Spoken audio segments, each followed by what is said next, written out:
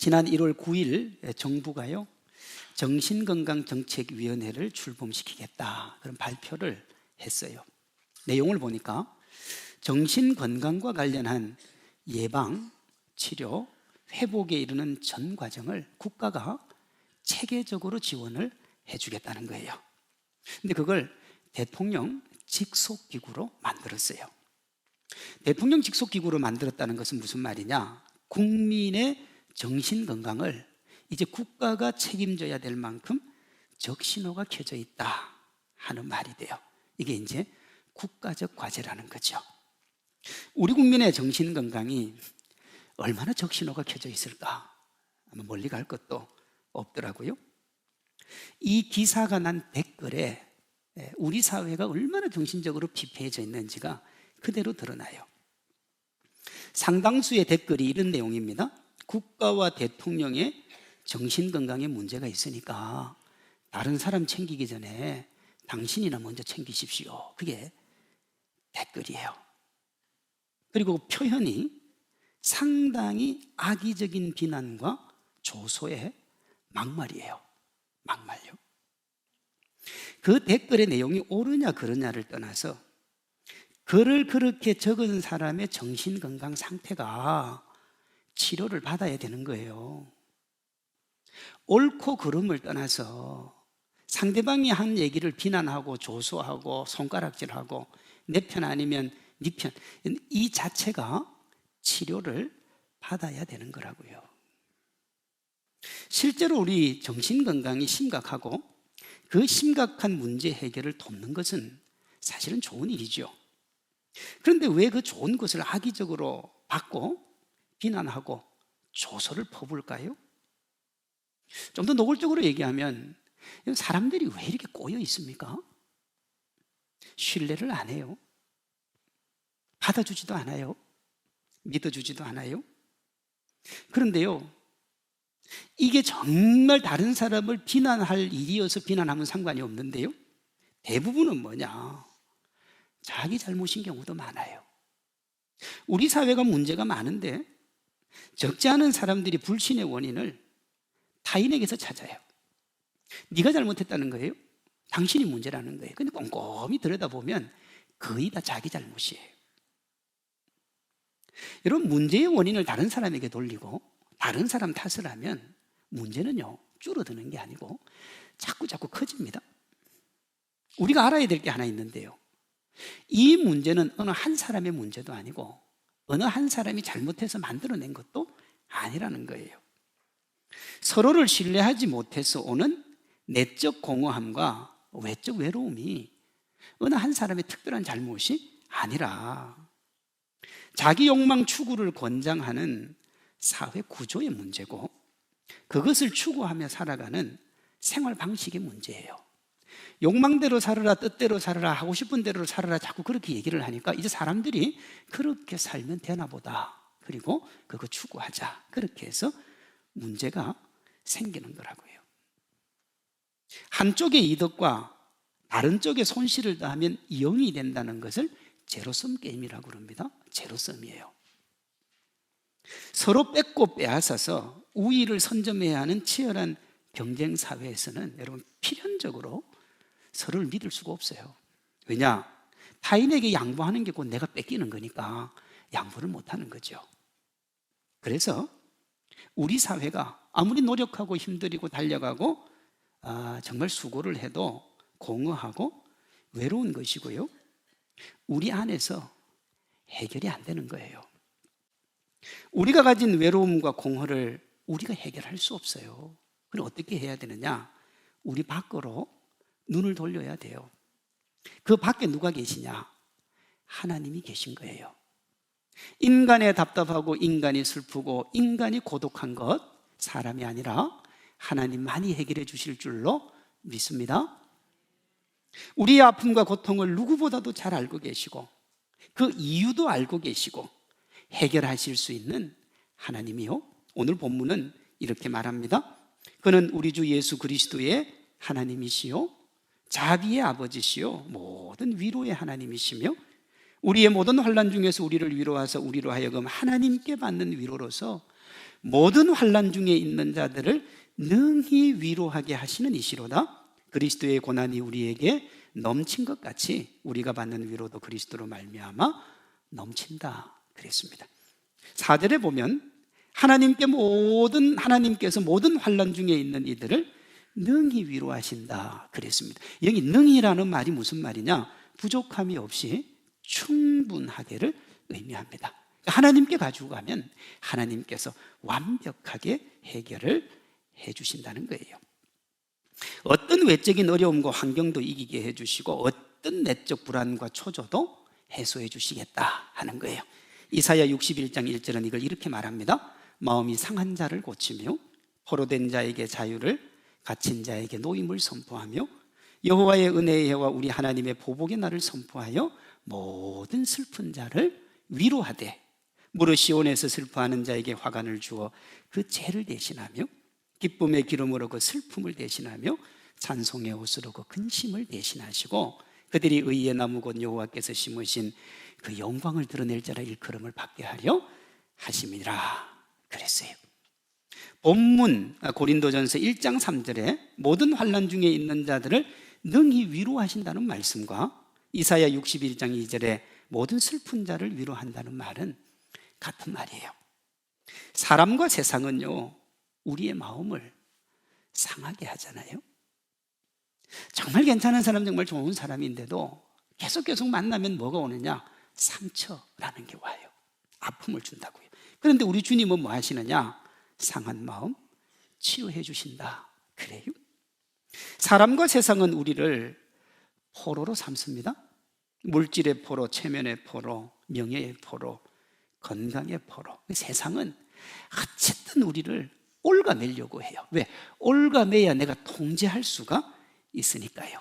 그러나 하나님은 우리를 모든 것으로부터 자유케 해주신다 그렇게 말씀을 하고 계세요. 그렇게 자유를 주셔서 우리의 슬픔을 위로하시고 고독과 외로움을 기쁨으로 바꿔주시겠다. 이사야 40장 11절은 이 하나님을 이렇게 말합니다. 그는 목자같이 양떼를 먹이시며 어린 양을 그 팔로 모아 품에 안으시며 젖먹이는 암컷들을 온순히 인도하시리라. 성경은 하나님이 목자같이 그 백성을 먹이고 품에 안고 인도하시는 내용들로 가득 차 있습니다. 가장 대표적인 것이 광야 40년 이스라엘 백성들의 생활이에요. 신명기 1장 29절에 보면 모세가요 40년 광야 생활 동안 하나님께서 너희들을 어떻게 인도하고 보호해 주셨는지에 대해서 설명을 하거든요. 이렇게 되어 있습니다. 내가 너희에게 말하기를 그들을 무서워하지 말라, 두려워하지 말라. 이게 무슨 얘기냐 그러면 이제 너희들이 가나안 땅에 들어갈 텐데 가나안 땅에 들어가면 아낙 자손이 있다. 그런데 그 키가 거대하고 장대한데 두려워하거나 걱정하지 마라. 왜냐하면 너희가 지난 40년 동안의 생활을 되돌아보면 하나님께서 너희에게 어떻게 해주실지를 볼 것이기 때문이다 그래요. 30절입니다. 너희보다 먼저 가시는 너희 하나님 여호와께서 애굽에서 너희를 위하여 너희 목전에서 모든 일을 행하신 것 같이 이제도 너희를 위하여 싸우실 것이며 광야에서도 너희가 당하였거니와 사람이 자기의 아들을 낳는 것 같이 너희 하나님 여호와께서 너희가 걸어온 길에서 너희를 안으사 이곳까지 이르게 하셨느니라 그랬습니다. 하나님이 여기 이곳까지 어떻게 이르게 하셨다고요? 항상 먼저 가시고 대신해서 싸우시고 지치고 넘어지면 사람이 자기 아들을 낳는 것 같이 안아서 데리고 왔다는 거예요. 40년 고단하고 지치고 피곤한 인생길, 그들은 자기 힘으로 온 줄 알았어요. 넘어지고 쓰러질 때도 내가 일어서서 그 광야길을 걸어온 줄 알았다고요. 그런데 모세가 뭐라고 하느냐? 너희의 삶을 되돌아봐라. 하나님이 너희를 어떻게 해요? 안고 오셨다 그랬습니다. 여러분, 세상에서 가장 행복하고 편안한 이가 누구냐? 엄마 품에 안긴 아기라 그래요.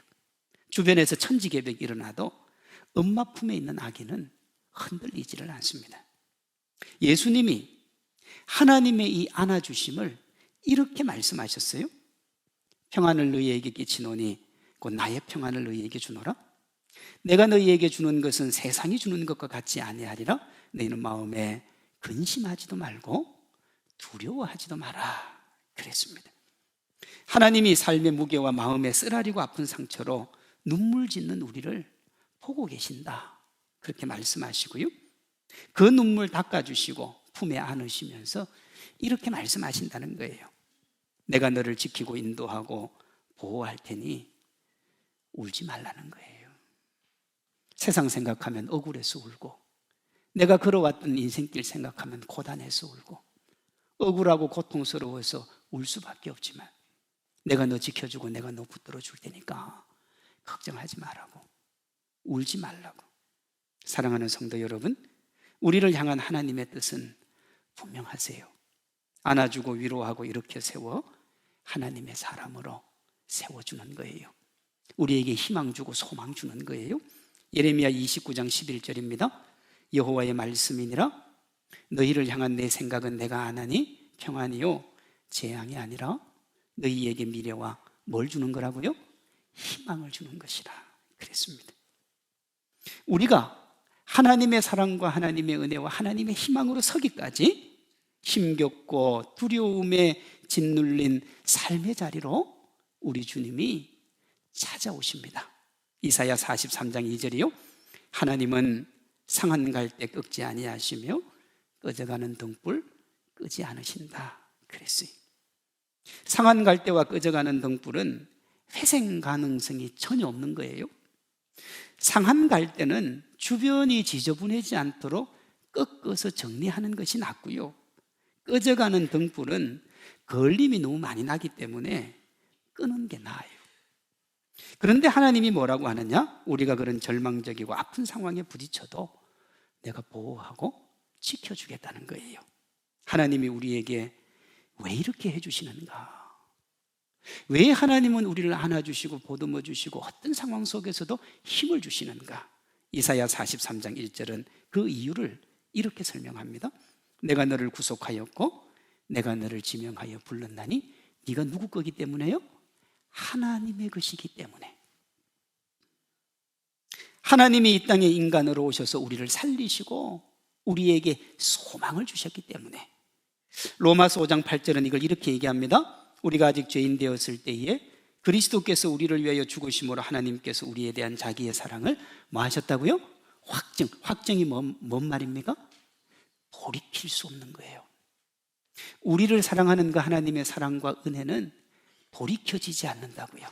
우리가 혹 잘못을 하고 우리가 혹 실수하고 우리가 혹 범죄해도 우리를 향한 그 하나님의 진실하신 사랑 변하지 않고 영원토록 우리와 함께 하시는 줄로 믿습니다.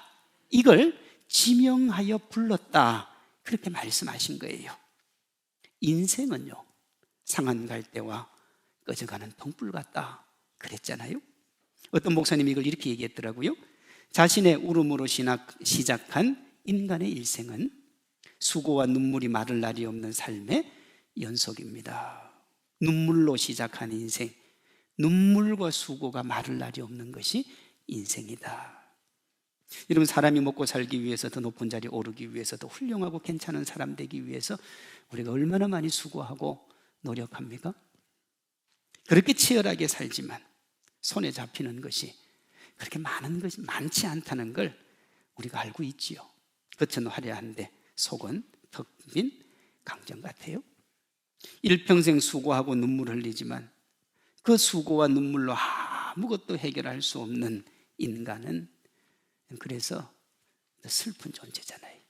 젊었을 때야 뭐 열심히 하면 될 것 같고 달려가면 될 것 같고 얻으면 얻을 수 있을 것 같지만, 그러나 삶을 살면 살수록 내가 가지고 싶다고 해서 가질 수 있는 것 아니고 노력한다고 해서 얻을 수 있는 것도 아니잖아요. 그렇게 슬프게 살다가 코끝에 호흡이 끝나는 순간 그렇게 흘린 눈물의 헛됨을 그제야 깨달으면서 또 한 방울의 눈물을 흘리며 가는 것이 인생이잖아요. 수많은 눈물을 흘렸어요. 수많은 노력을 했어요. 그런데 그 흘린 눈물조차도 허망하고 헛되다는 걸 깨닫고 흘리는 마지막 눈물, 그래서 인생은 고단하다는 거예요. 하나님이 인간의 일생을 상한 갈대와 꺼져가는 등불 같다고 말씀하신 이유가 거기 있는 겁니다. 이렇게 슬프고 눈물 나는 인생이지만 하나님의 구속과 부르심으로 하나님 안에 있으면 그 인생이 새로워진다 하는 것이 주님의 말씀이에요. 이사야 43장 4절이요. 네가 내 눈에 보배롭고 존귀하여 내가 너를 사랑한다 그랬어요. 눈물로 시작해서 눈물로 마칠 인생이 하나님을 만나면 하나님이 지키고 붙들어주는 보배롭고 존귀한 인생 될 줄로 믿습니다. 아무리 힘들고 아무리 어렵고 아무리 고단한 삶이 내 앞에 주어져도 하나님의 은혜로 일어나 기쁨의 주인공 될 줄로 믿습니다. 이사야 43장 2절은 이렇게 얘기해요. 네가 물 가운데로 지날 때에 내가 너와 함께 할 것이라. 강을 건널 때에 물이 너를 침몰하지 못할 것이며 네가 물 가운데로 지날 때에 타지도 아니할 것이요 불꽃이 너를 사르지도 못하리라.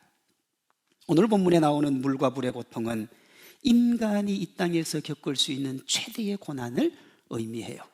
여러분, 태초에 처음 인류를 하나님이 심판할 때 뭘로 심판했습니까? 노아 홍수 때 물로 했습니다. 최후의 심판은 하나님이 뭘로 합니까? 불로 합니다. 이 물불의 고통은 인간이 감당할 수 없는 거예요. 그래서 처음 노아 홍수 때 하나님이 살려준 8명 말고는 다 죽었단 말이에요. 그리고 우리가 계시록을 보면 주님이 다시 오실 때 인류를 심판할 때 살아남을 사람이 아무도 없어요. 그러니 이사야 43장 2절에 네가 물 가운데로 지날 때에 불 가운데로 지날 때에 하는 말은 네 인생에서 네가 감당할 수 없는 고난과 아픔을 네가 만나게 될 그때에 하나님이 어떻게 해주시느냐? 물이 너를 침몰치 못하고 불꽃이 너를 사르지도 못하게 해 주겠다. 그렇게 말씀을 하세요. 하나님과 함께하면 우리가 이 땅을 살아가면서 만나게 되는 어떤 문제와 아픔도 하나님께서 지키고 인도하고 보호해 주시고 극복하시고 궁극적으로 승리케 해 주실 줄로 믿습니다. 이렇게 보면 우리 인생의 성공과 행복을 결정짓는 가장 중요한 요소는 하나님과 동행하는 거예요. 환경이나 여건이나 실력이 아니라고요. 우리는 내가 가지고 있는 배경이나 내가 가지고 있는 능력이나 내가 가지고 있는 그 모든 것들이 우리의 삶을 좌우한다고 생각을 하지만 결국 우리의 삶을 좌우하는 것은 하나님과 함께 동행하느냐 그렇지 않느냐 하는 거예요. 어떻습니까? 하나님과 동행하는 것을 최우선으로 여기고 사십니까?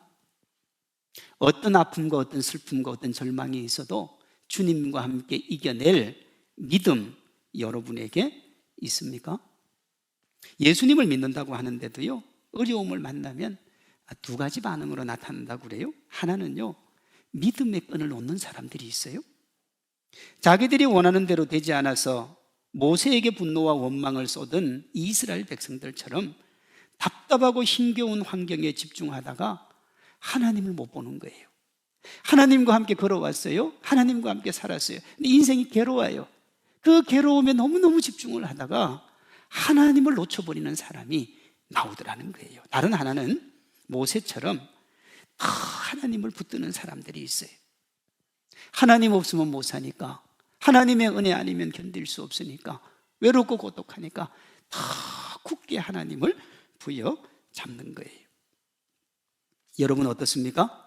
힘겹고 벅찬 삶의 현실 앞에서 믿음의 끈을 놓고 다른 대안을 찾으십니까? 더 하나님을 붙드십니까? 주님은 이렇게 하라고 하세요. 수고하고 무거운 짐진 자들아 다 내게로 오라. 내가 너희를 쉬게 하리라. 하나님의 도움으로 위로와 평안 누리고 행복과 기쁨의 주인공 되는 길 어렵지 않아요. 우리가 고단하고 아프고 힘들고 지침이 왜 계속 지속이 되느냐? 그건 우리가 부여잡아야 될 걸 잘못 부여잡고 있기 때문에 그렇습니다. 힘들고 지치고 피곤한 인생, 주님과 동행하면 하나님께서 다 해결해 주실 줄로 믿습니다.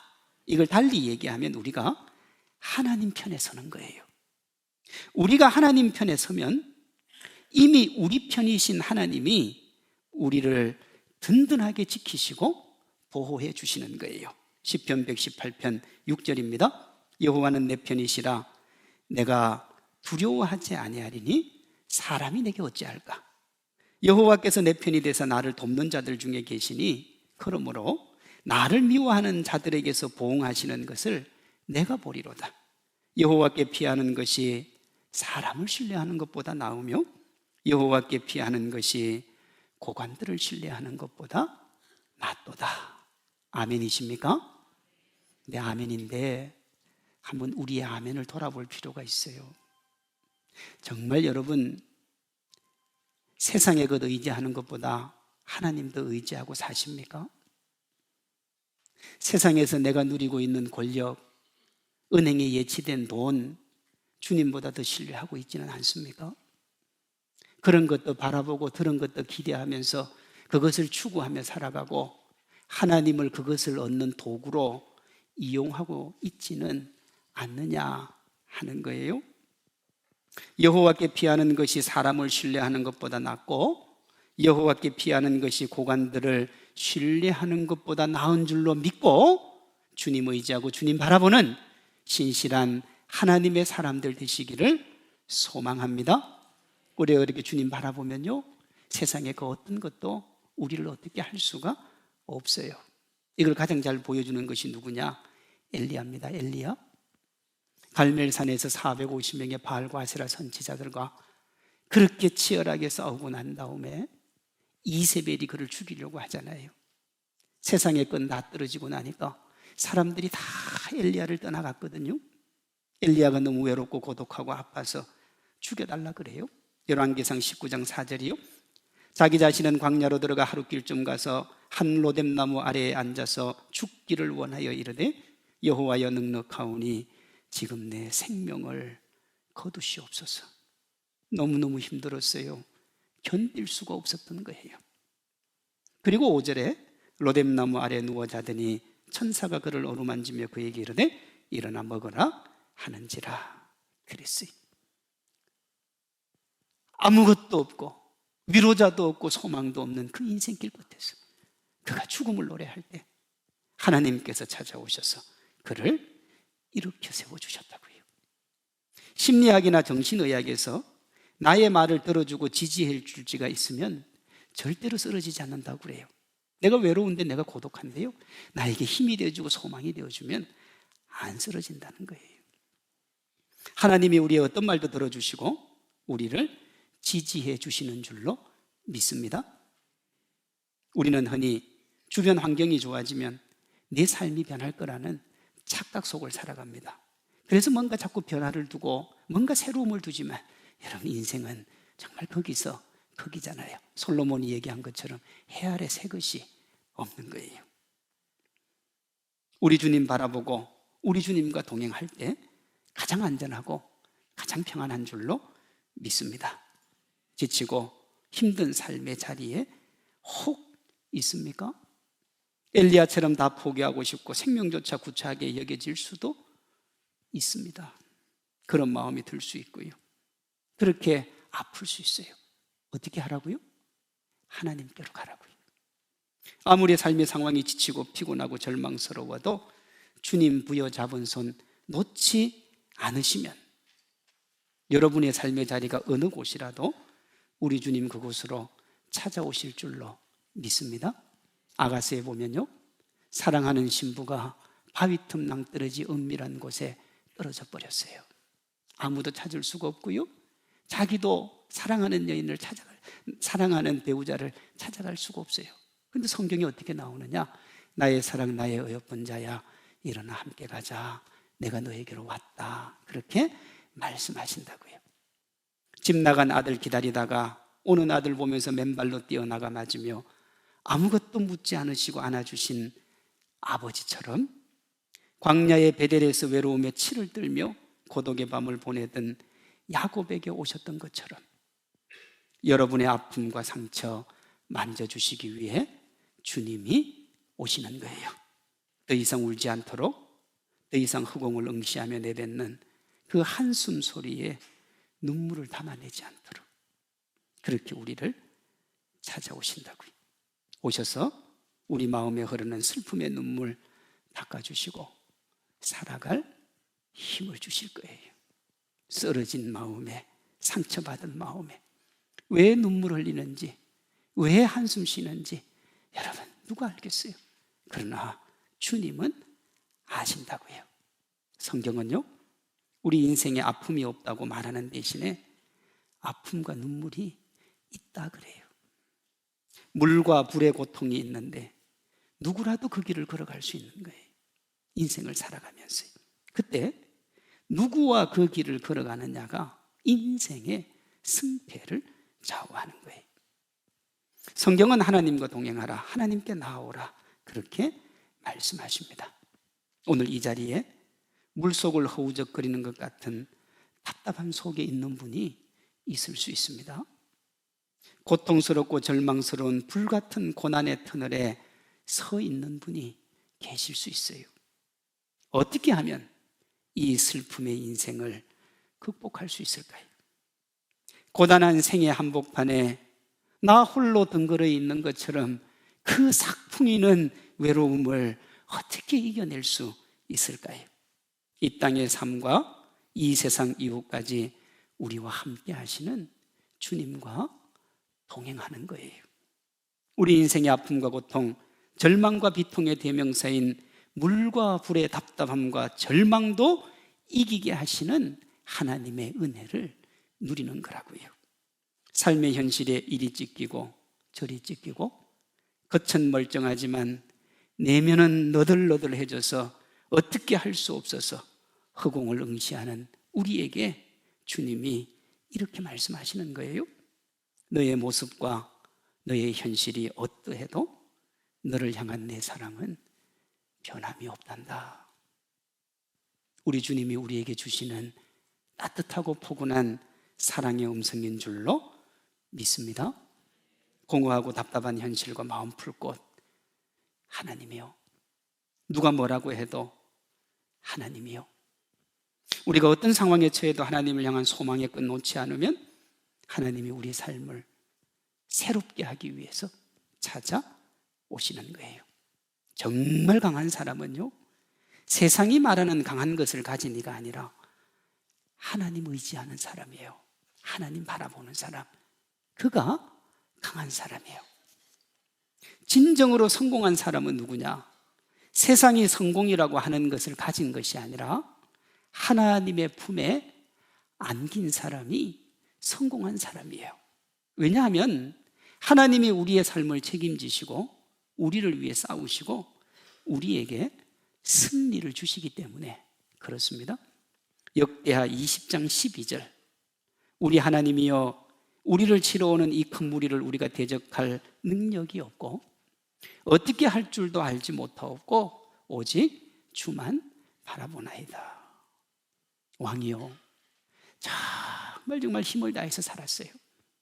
최선을 다해서 방비를 했어요. 그런데 이 적군이 감당이 안 되는 거예요. 안 돼서 뭐라고 합니까? 하나님, 나는 할 수 있는 게 아무것도 없습니다. 하나님만 바라봅니다. 하나님 어떻게 해 주십시오. 이 이야기를 듣고 15절 이하에 하나님이 이렇게 해주세요. 여호와께서 이같이 너희에게 말씀하시기를 너희는 이 큰 무리로 말미암아 두려워하거나 놀라지 말라. 이 전쟁은 너희에게 속한 것이 아니요 누구에게 속했다고요? 하나님께 속한 것이라.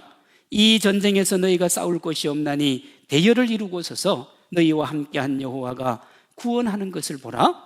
유다와 예루살렘아 너희는 두려워하지 말며 놀라지 말고 내일 그들을 맞서 나가라. 여호와가 너희와 함께하리라. 염려와 근심과 걱정과 아픔 가운데 고통 가운데 있던 사람이 하나님을 향하여 두 손을 드니까 하나님이 뭐라고 그러느냐? 그래, 네가 나한테 맡겼으니까 지금부터 이 전쟁은 너의 전쟁이 아니고 내 전쟁이야. 넌 내 옆에 서서 내가 네 인생을 어떻게 열어가는지, 어떻게 승리를 주는지 네가 한번 지켜만 봐. 사랑하는 성도 여러분, 삶을 살아가면서 내가 아무리 고단하고 힘들고 지치게 극복하려고 노력해도 계속해서 수렁으로 빠져들잖아요. 아픔으로 빠져들잖아요. 절망으로 빠져들잖아요. 그때 우리가 하나님께 손을 내밀면 하나님께서 여러분을 하나님 옆에 세워주시고 여러분의 전쟁을 하나님의 것으로 맞으시고 승리할 때까지 붙들고 인도하고 이끌어 주실 줄로 믿습니다. 이것이 오늘 하나님께서 우리에게 주시는 약속의 말씀이에요. 내가 능히 너희를 위로하고도 남을 만한 능력과 힘을 갖춘 하나님이라는 거예요. 모든 환난 중에 있는 자들을 능히 위로하시는 하나님께 여러분이 가지고 있는 모든 슬픔과 아픔을 맡겨 하나님이 주시는 위로와 평강 얻고 승리하며 기쁨 가운데 나아가는 행복한 주님의 백성들 되시기를 주님의 이름으로 축원합니다.